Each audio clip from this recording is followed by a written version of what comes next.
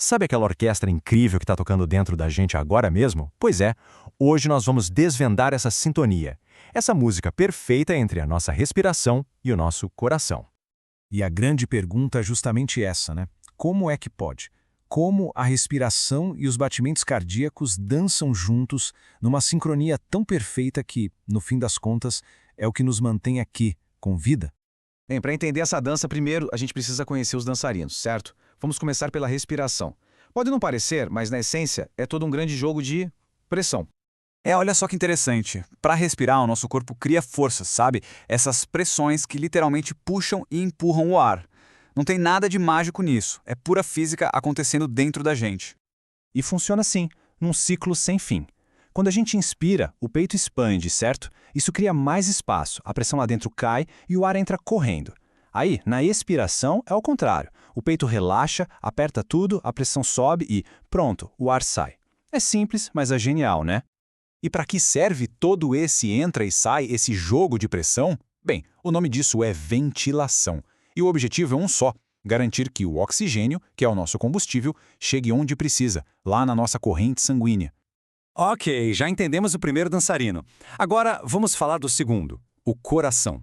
Se a gente pensar nos pulmões como fole que puxa o ar, o coração é tipo um motor super potente que bombeia o combustível para todo lado.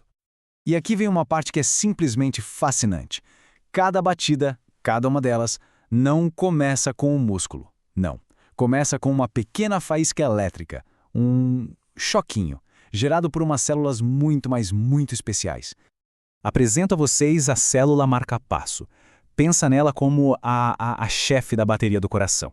É ela que, por conta própria, dispara o primeiro sinal elétrico. Ela que dá o ritmo, que define a nossa pulsação. Aí, assim que essa faísca da marca-passo é disparada, entra em ação a outra célula, a contrátil. Essa aqui é a força, o músculo mesmo. Ela recebe aquele sinal elétrico e, pá, contrai com tudo. É essa contração que a gente sente como a batida do coração. Então, uma dá o comando, a outra faz a força. Perfeito. E toda essa força de bombeamento, essa contração poderosa, gera uma consequência óbvia. O sangue é empurrado com muita força pelas artérias. E adivinha o nome que a gente dá para essa força? Exato, pressão arterial. A gente sempre ouve falar, né? 12 por 8.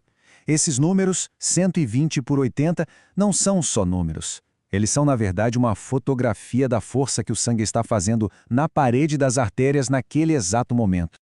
E é fácil de entender.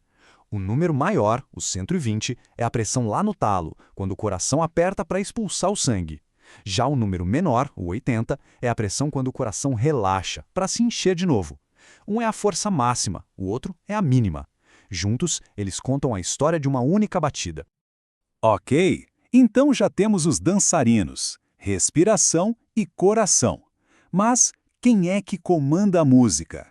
Quem garante que um não pise no pé do outro? Pois é, existe um maestro escondido, um controle mestre que organiza toda essa festa.